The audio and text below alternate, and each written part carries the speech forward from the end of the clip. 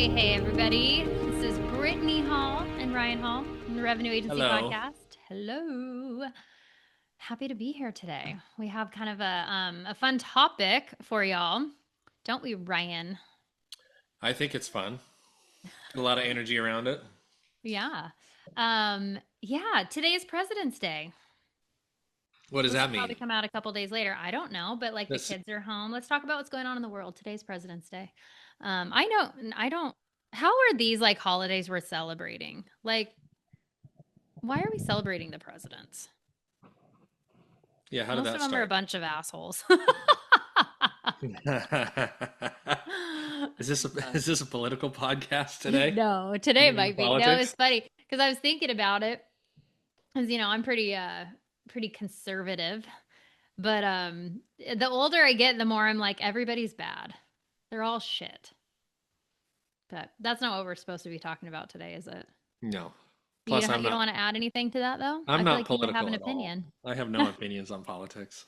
It is funny when people are actually like, I'm not political. I'm like I don't vote. It's like, what the fuck is that about? Isn't that kind of lazy? Seems lazy to me. I mean, I know people that are, well, I saw a hilarious meme today, but it's basically like voting doesn't matter.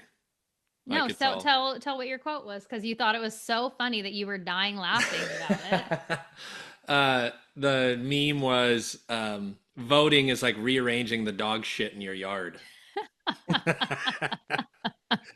So there's definitely something to that, you know. Yeah, But I'd rather live in a place where we have the ability to vote, even if it is fake. questionable. Fake. Or we can at least talk about it. Yeah. Mhm. Very interesting. Well, that But was a that's not nice the little topic for today. opener. That wasn't the topic today. But I actually enjoy podcasts where people just talk about a bunch of random shit. I find it more entertaining than being like podcasts that are super scripted where like I've been on podcasts like this because I've been on quite a few podcasts and where it's like you're talking about something, you got a lot of energy behind it, and then the host just goes, okay, so what is one of the hardest things that you've gone through as an entrepreneur? It's like, what the fuck? Like we were just talking about something else and now we're It's like like very scripted questions. it's like, were you even listening to what I was just saying? They're not. That's the No, thing. they're They're just like, not. okay, next question. It's like And you're a if I'm on the podcast with somebody with a thick accent, it's like really challenging for me. I'm like, what are they saying? I was on with a low talker, thick accent a couple weeks ago, and that was hard because I swear my hearing is not what it used to be.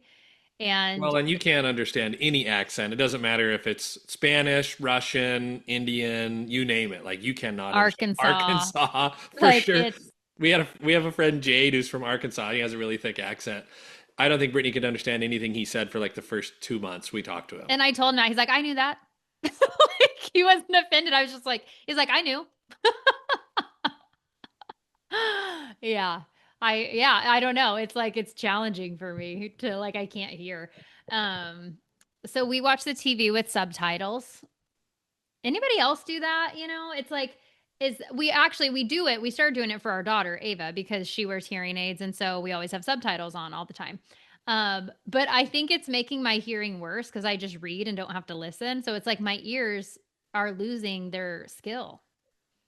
Yeah, I really like subtitles, actually. I read the whole entire show. I mean, I think I can hear it. Well, Um, especially your latest show that you've been binge watching, Tehran. my latest show, I'm really into it. I like It doesn't, nothing's in English. What language are they even speaking? You have Hebrew, to read it. huh? You have to read the show. Like you Yeah, I have mean, to you can. read it. Yeah, I tried listening to it because you can change it. It's on Apple. It's called Tehran. It's pretty good if you like Is it? spy-ish stuff, I foreign think it's thrillers. shitty.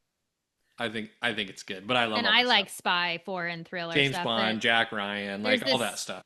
skinny little girl that's like not even that badass. Yeah. She's not an exciting leading lady Anyway, by it's any in means. Hebrew and Farsi or Persian, and then a little bit of English, not much English. But then you can click the language. I'm watching it on Apple TV. You can click the language, and it changes it to where most, not all of it, but most of it is English. But it's so bad that I'm like, forget that. I'll just read it. But then I can't Mm. multitask. I can't fold laundry or do anything else when I'm watching it Because because you have to be watching the subtitles. I have to be reading. So there's that. But it's really good. It's really What the I was hell are we talking I about? don't know, but what's so random about that show? It's like all these no-name actors, like all these people, and it's just like, whatever. It's kind of slow, and then all of a sudden, Glenn Close is in it, and it's like, what? Because it's all these people from like Israel and the Middle East and like all these things, and so they're dark hair, dark eyes, the clothes and everything, and then all of a sudden, here's Glenn Close, like out of nowhere. I'm like, Glenn Close is in this? Like, this is random. Like, Well, she's an it's in his incredible actress. Like, how did she sign up for this project? because it's good, I don't think so. but it's Israeli. It's made for Israeli broadcast television. Is that a thing? Yeah, There's something KAN. wrong with me that I must be the most sheltered like American because I There's just figured that like there's not TV in Israel.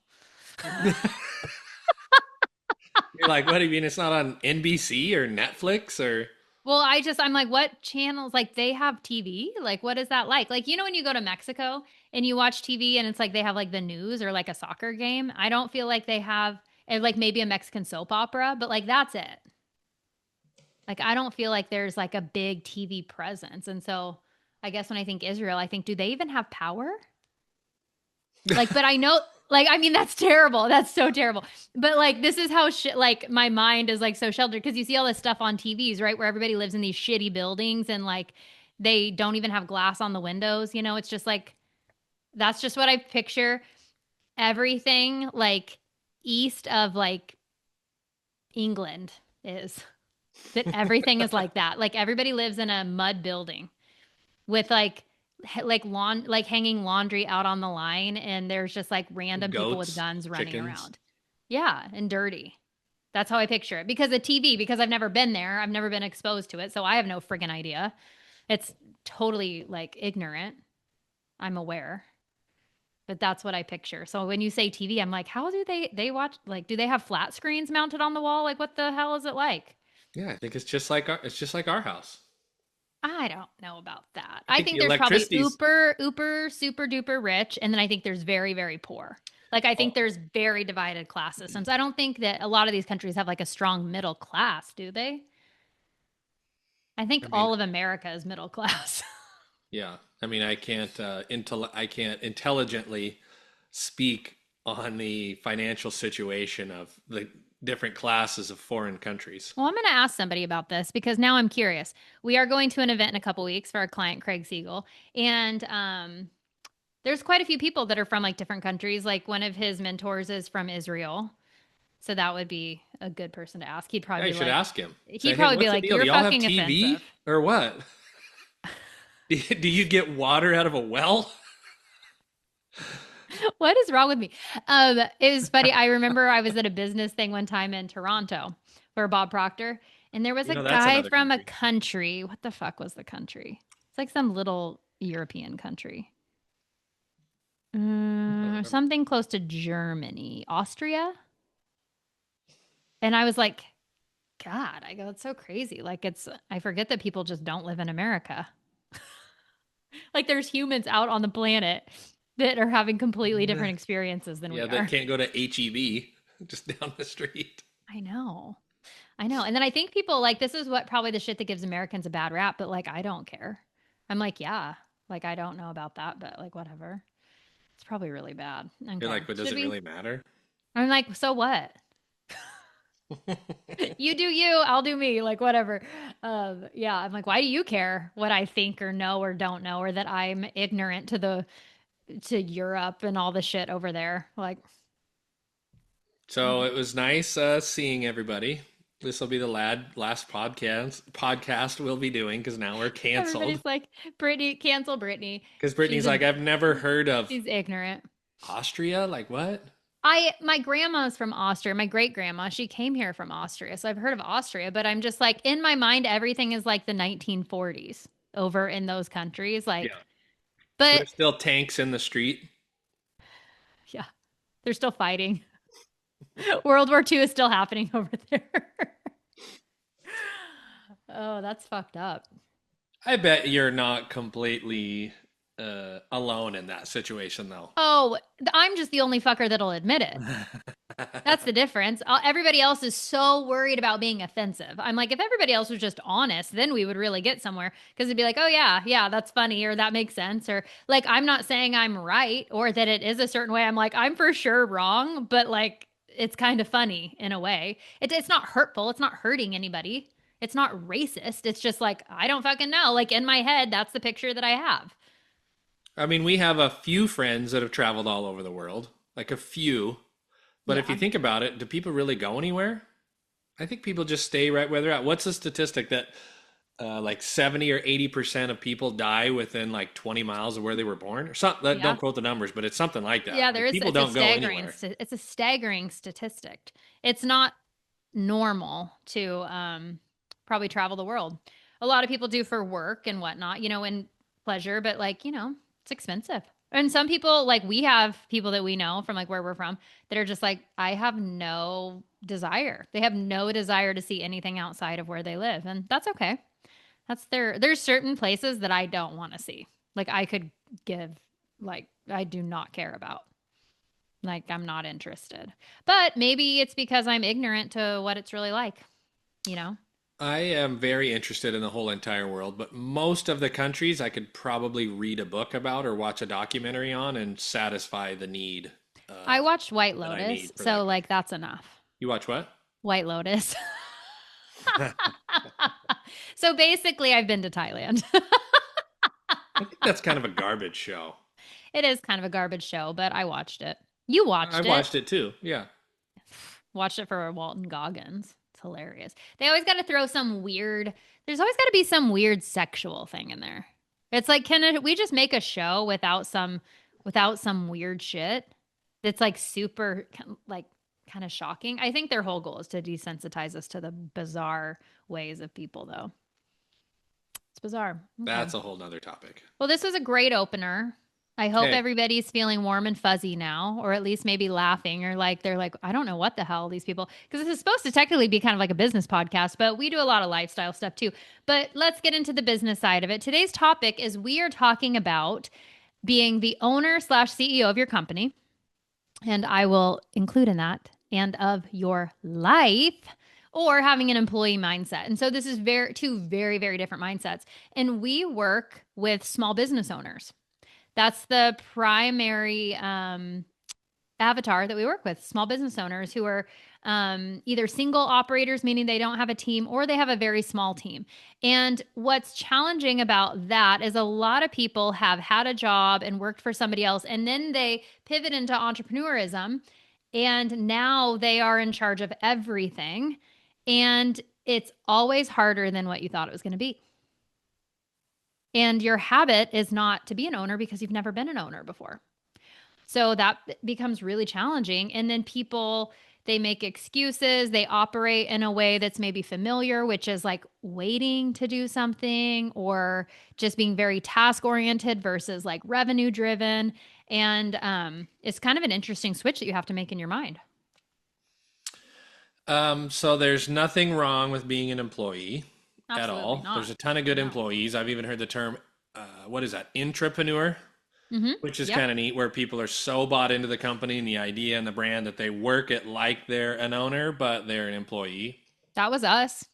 Yeah, those are really cool because they're super bought in and, they're all for the cause I or don't know if the, we were ever super bought in. I think that you and I always, like when we were in those places, we saw potential. And so we really wanted to bring out like the best out of the company. But what happens then if you don't have an owner that is like bought into that, then it becomes very challenging because you can't change something that you don't have control over. So that was our experience. So if you're an yeah, owner and you have a freaking go-getter entrepreneur, like love on like them. buy like yes, treat them well Buy and him a like pickup, buy him, give him a buy him a pickup. vacation. No, I'm serious. Like, I mean, like if you have somebody that's so passionate about your dreams, forget it. Like, really, Yeah. really treat them well, right? So, because I don't think that's the norm. I think the norm No. for a lot of employees, or I'll say, maybe not the norm, but like the majority, I would say, of employees are like punching the clock, Yep. whether it's a big fancy CEO job or it's you know, not a lower level position, maybe an entry level position. I think people a lot of times just default to, it's not my company, you know. And Yeah. if something everything goes to shit, I'll go find another job, you know, whatever. Yeah. So I think what's interesting is when you've been an employee, I've always, whether I've worked for somebody else or I've worked for myself, I've always been an entrepreneur. I've always been a operator, a leader, self-managed, self-starter because I grew up in it. So it's always been very easy for me. Ryan, same. He's always grown up around it, grown up around small business, worked in small business, owned his own businesses. So we're both like major self-starters. A lot of people, if you've always been in a job, also depending on your age too, because you know the different generations interact differently in the workplace. You've always been used to somebody else creating the structure for you. I think that's probably one of the hardest pivots from being an employee to becoming an entrepreneur is there's no freaking structure. It's like nobody's telling you to work. Nobody's seeing what time you started. Nobody's seeing what time you ended. Nobody's telling you that, yeah, go on, like, are you ever really on vacation? It's like we are sometimes like out of office, if we have a family trip or something, but it's like I'm always available on my phone. Like I'm in messages, I'm in emails, people can get a hold of me, but that's what makes me very reliable to our clients. So there's that. But the thing is you kind of give up that privilege when you decide that you want to go into business for yourself. What do you think Yeah, about that, Ryan? I think Yeah. I think that's true.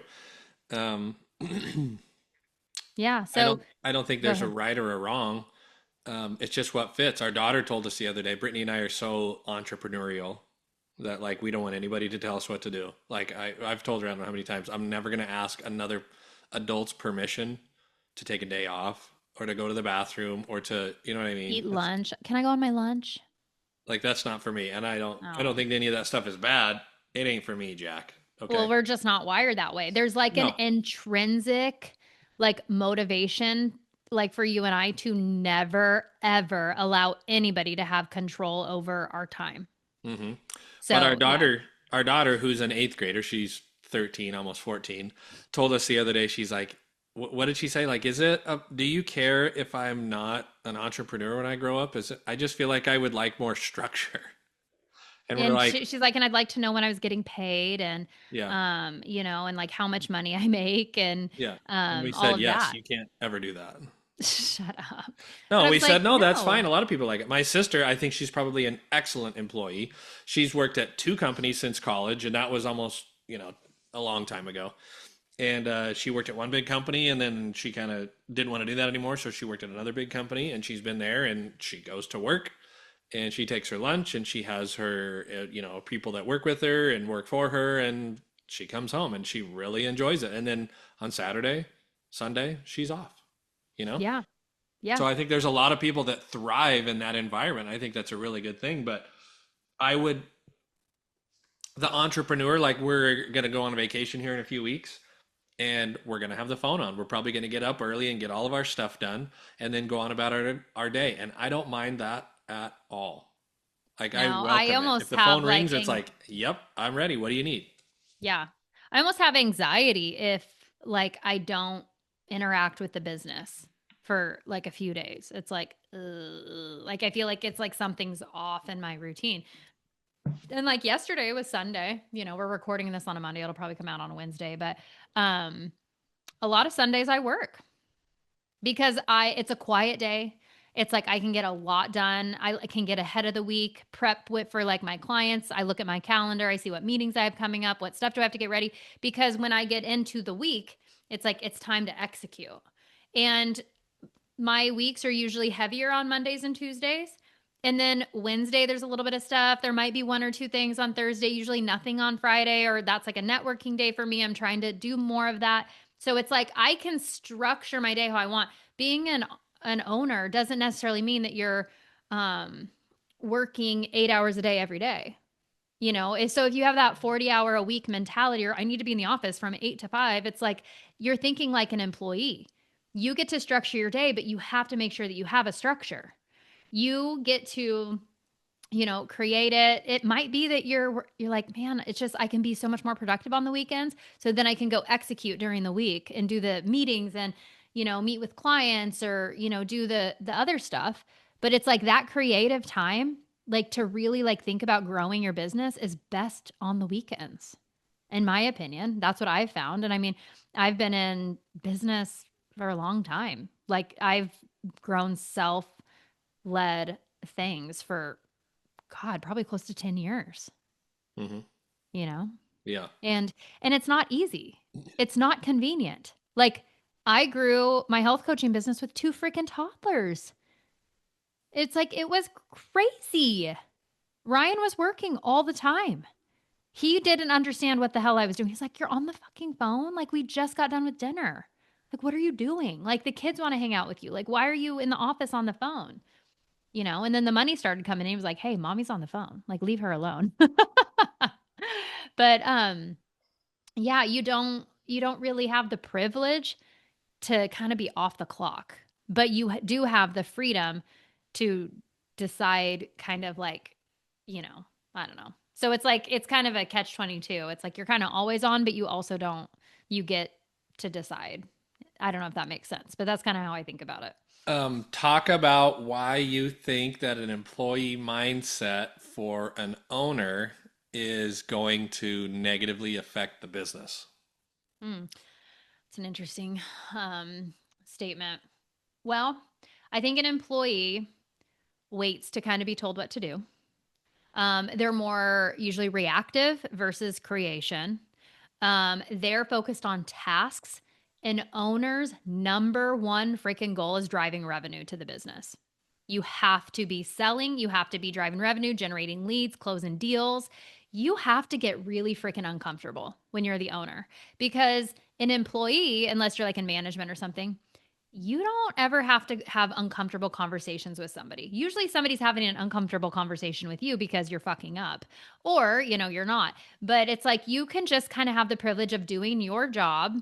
That's one thing that you were hired to do. You have a job description. When you're an owner, you're now sales, marketing, operations, accounting, um, delivery, customer service, The fire department. the tech person, and a copywriter. Like you're now everything. But this is the thing about being an owner is you will never have a cap on the amount of money you can make. When you're an employee, there's a pay range, there's an end cap for as big as much as your salary can go. Like you're going to top out. And that's the thing is being an entrepreneur, you can make freaking $1,000 in a month or you can make $1 million in a month. It's up to you. So, and yeah, but that's why it's so hard. And that's why so many people fail is because they just don't stay after it or they give up because also as a freaking owner, you're going to get kicked in the gut so many times. Hmm. People are going to be pissed at you. People are going to talk bad about you. People are going to say you're shitty. A lot of people are going to say you're great. People are going to say no. People aren't going to understand what you do. People are going to talk shit. It's like if you just have a job, like if I just worked somewhere, people wouldn't have shit to say about what I do. They'd be like, oh, yeah, she works there. And that would be it. No Hmm. judgment, no nothing.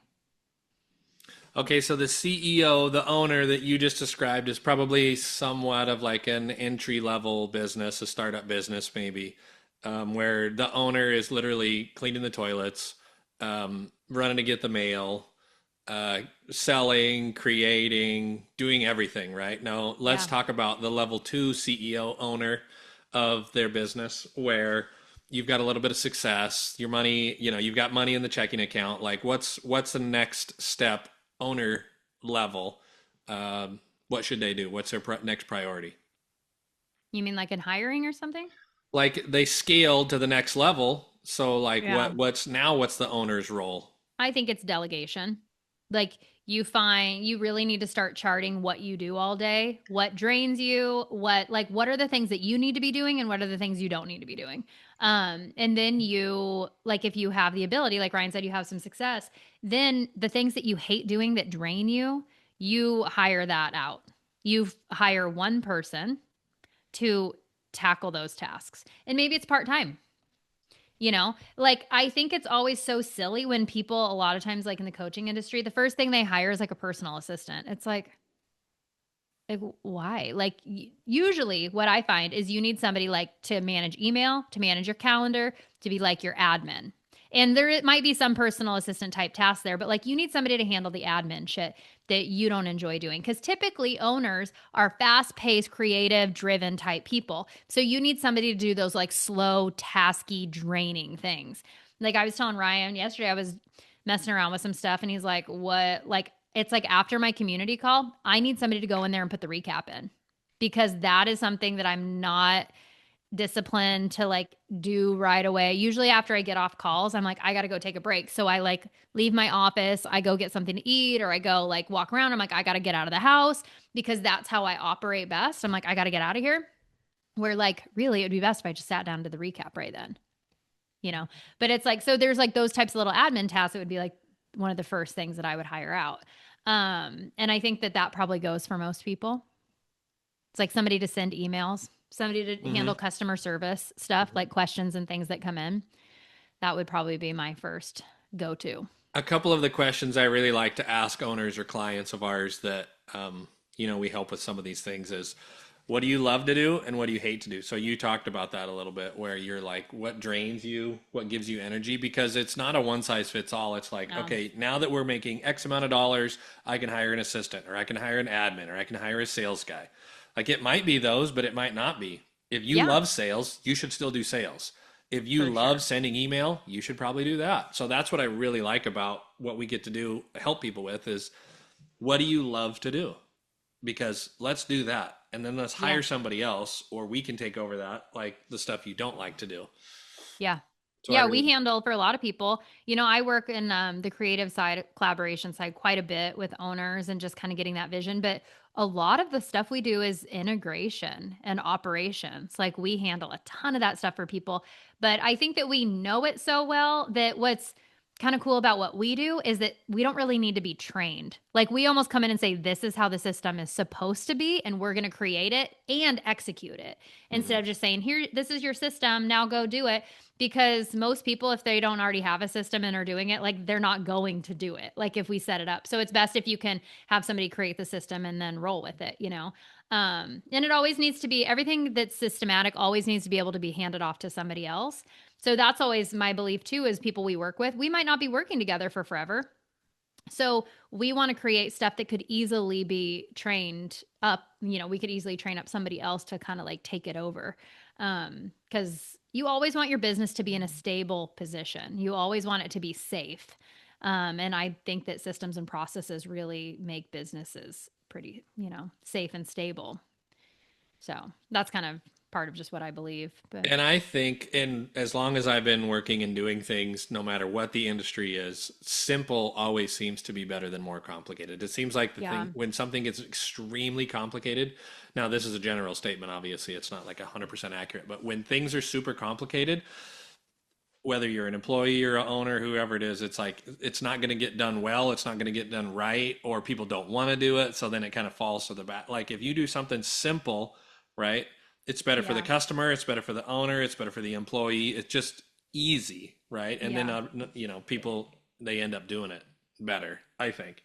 So yeah, try to keep things simple. That's what we always try to do. Like Brittney said, like say we start in a company and then it's like, okay, we've kind of exhausted what we do, and then here's the pass off. It's like we always want people to be able to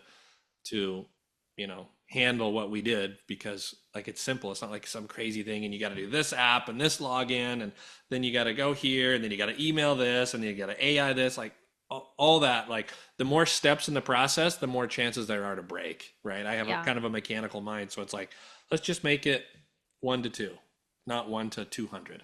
yeah, yeah.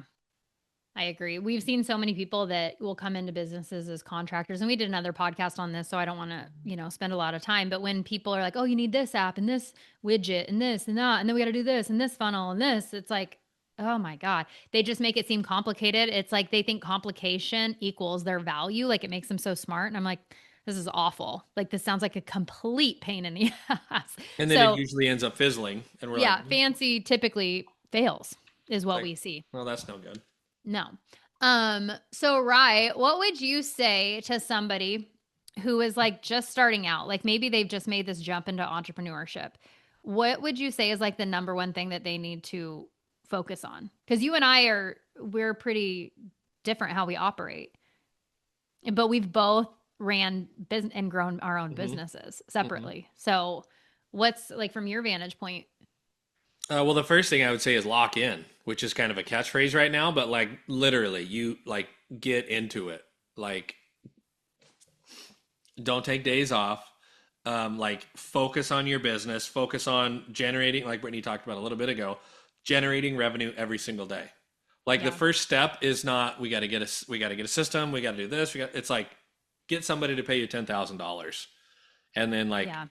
and then work on You don't need fulfillment. a system if nobody's going through the system. The most beautiful system in the world, and it's just beautiful and it's simple and everything's great, does not matter if nobody's going to pay you any money. You have to focus Yeah. on generating revenue. Yeah. So but I would say like go all in, and maybe it's a year or 2 or 6 months if you're really super awesome, but like go lock in, go all in, and really try to get the thing kicked off, because like you gotta, the credit cards only last so long, like, Yeah. or your savings account or whatever it is, like start generating revenue day one, and like Yeah, stay focused absolutely. and make an excellent customer experience, client experience, so that way you start to build your reputation. Because if Yeah. you're great at sales but if you're terrible at fulfillment, and we've seen it a lot, Oh God. um, it's like it's going to be this big fancy thing, or oh, we're going to do this, we're going to do that, and then it's like, well, hold on a minute, a month or two later you have clients that are like, this place is a joke. I Yeah, spent like twenty I paid thousand them dollars money and they never did anything. Yeah, I spent $20,000 or spent $100,000 and I never even saw it. Like, we've actually heard that story from people, like, I Yeah. spent $100,000 and basically never heard from them again, Yeah. you know Yeah, so absolutely. Absolutely. It's yeah, that's too bad, but like so that's definitely in like the online like coaching space.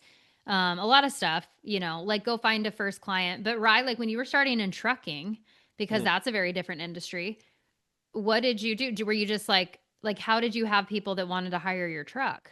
Were you just calling like you had relationships and contacts that you were like, "Hey, I can was I come in, haul?" yeah, I was in the trucking industry, but I was going to haul a commodity, like haul something different than I ever had before. So I just kind of had to like figure it out. And I had an idea before. So I had to buy a truck. I had to set up my authority. I had to do insurance. I had to figure out fuel.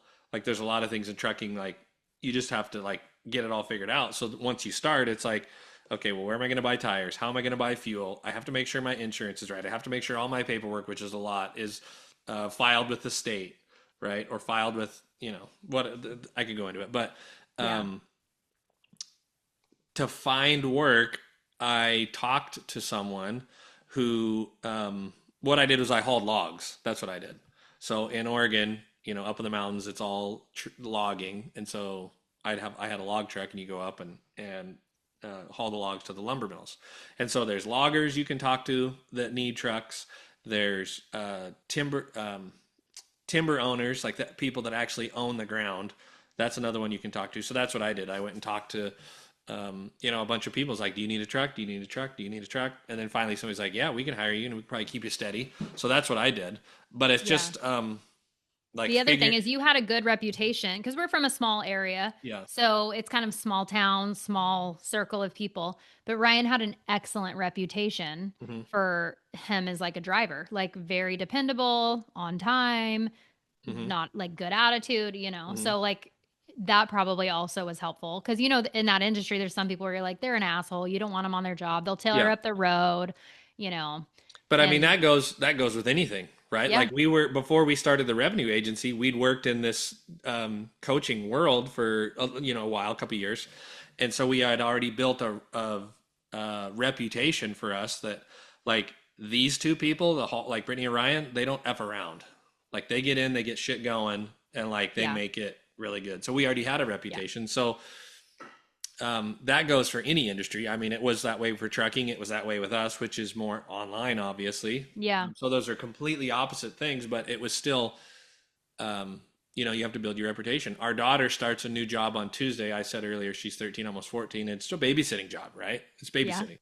yep. But she's like, well, I want to get paid this, get paid this. And like Brittany, we were talking about this morning, and she was like, you're not worth anything. So she has to, right? She's not. She can't drive. She's never really done it before. right? She has no reputation. So it's the same thing, right? Yeah. She has to build her reputation. She has to gain experience. She has to say, talk to this person. I've done what you want me to do. I did for them. Talk to Yeah. them and let them tell you. So that's why a client experience and fulfillment is so important because it's your reputation for your business. I do XYZ for people, and I can do that for you. Talk to Joe or Amy or whoever. I've done this before, and they will tell you what these people say they do. If you don't have a good Yeah. reputation, what do you have? Yeah.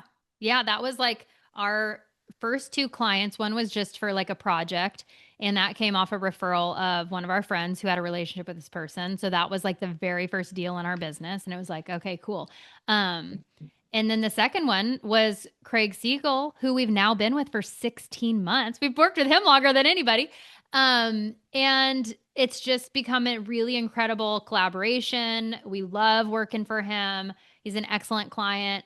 Um, and I asked him, like, we were not brand new to the industry, but a brand new company, and that could be perceived, like, oh, I wonder why they're not working for people anymore. Why are they starting their own business? And then if you have people that you work for that try to tarnish your reputation and like say shit about you, that's challenging because it's a small world.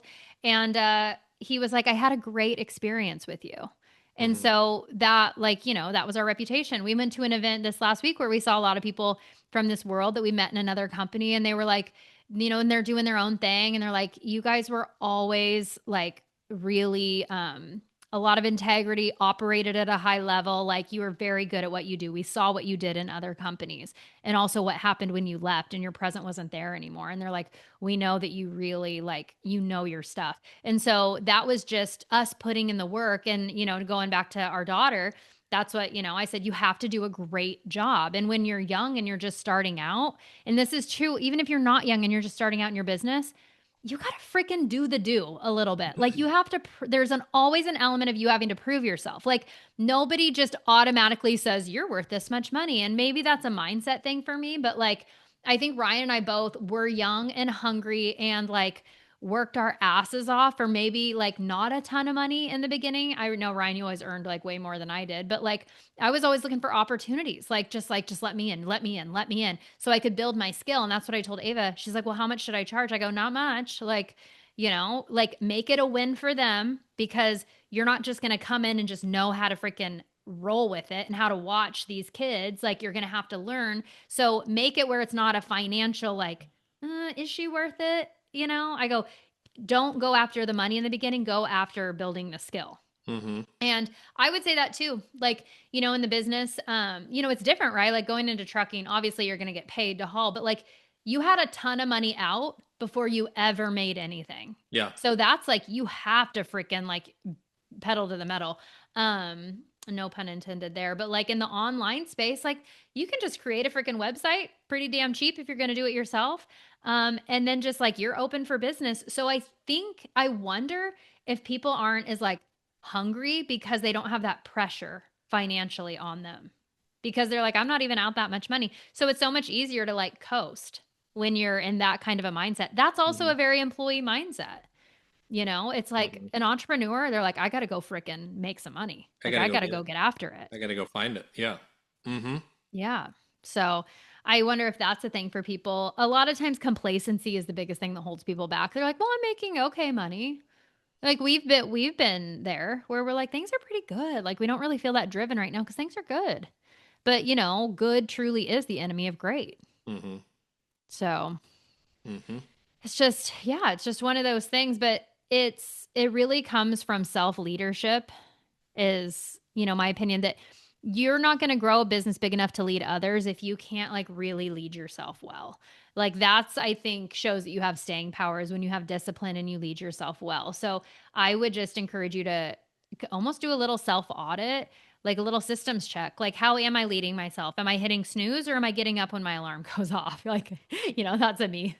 That's a me thing. Ryan is so disciplined with certain things. Like, I say I want to work out and be healthy. Am I doing it? Like, Hmm. am I eating healthy? Am I doing the stuff that it takes to drive revenue? Am I following up with people? Am I communicating with new people? Am I delivering on time like I said I was going to? And am I putting my full intention into these clients? So it's really like being excellent yourself first before you can really build a team and a big business that's excellent.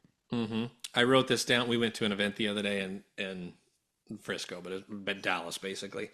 But I wrote this down the other day, and I don't know if somebody said it or I was just thinking about it. A lot of times when we go to events, it isn't what people are saying from stage. Sometimes it is, but it almost is like I have time to think, like stop and think, right? Because somebody will say something, and then I get thinking in my mind. I go, and then I have ideas and I write them down, right? So that's what Brittney was talking about when, like getting creative. But what I wrote down the other day is, are the decisions I'm making daily in alignment with what I say I want, right? Mm, If yeah. I say I want 8% body fat, but I'm choosing to eat the donut or eat the Reese's or drink 15 beers, that's not an alignment. So, like, that shows up in your body. Yeah. Okay. If you're saying one thing, but then you're doing another, like, there's this conflict in your body and it shows up. Yeah. So, I mean, Yeah. I think that's a good question to ask yourself is what I'm doing, are the choices I'm making in alignment with what I'm saying I want? Because if it's not, maybe you need to evaluate why you're making those choices, or you need to evaluate or change your goals a little bit because I ain't going to get it Yeah. done. Yeah. Your body and your bank account really is a great reflection of your mindset. Hmm. I mean, that's your results, right? Hmm. And your results Yeah. aren't going to lie to you. No, but a lot of You can times lie we to want to yourself with avoid it. words, but your results aren't going to lie. Yeah. And it's so easy to say, "Oh yeah, I want to do this is my goal." It's so easy and it sounds great and it New like Year's you get that little resolutions, they're dopamine shot hit. by February. You know what I mean? Yeah. Yeah. And so it's like so easy to talk the talk, right? But like when you got to go walk it out and you got to pay your bills, like better freaking get after it.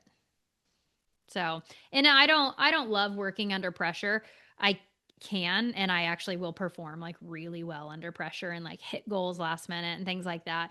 But I'm trying to actually move away from that because I don't like to live my life on like that calendar cycle of sales. I don't really love that.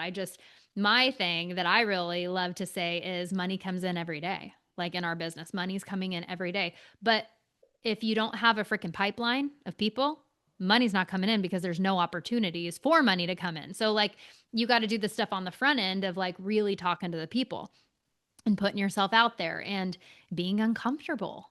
Like I think about it all the time. Like I messaged somebody the other day that it's like I could probably help him, but I thought I don't want him to think I'm trying to pitch him through DMs. Like I just want to like build a relationship and be encouraging and whether I work with him or somebody he knows, but it's like I can't control how people are going to think about me.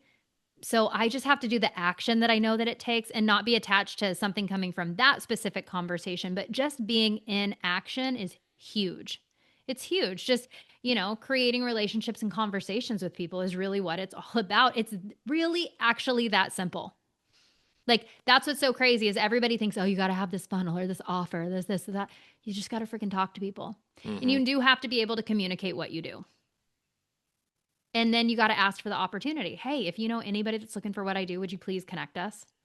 Just even if they never do, just the energy of putting that out there and what that will return is huge. It's huge. So it's like, it's that energy of like growth and that you're looking for something. You're basically telling the universe, telling God, like, I'm looking to grow. I'm looking for clients. Like, help me find them, you know? So that's a huge piece. Yeah, it's really important the words we're putting out, right? Like we're speaking.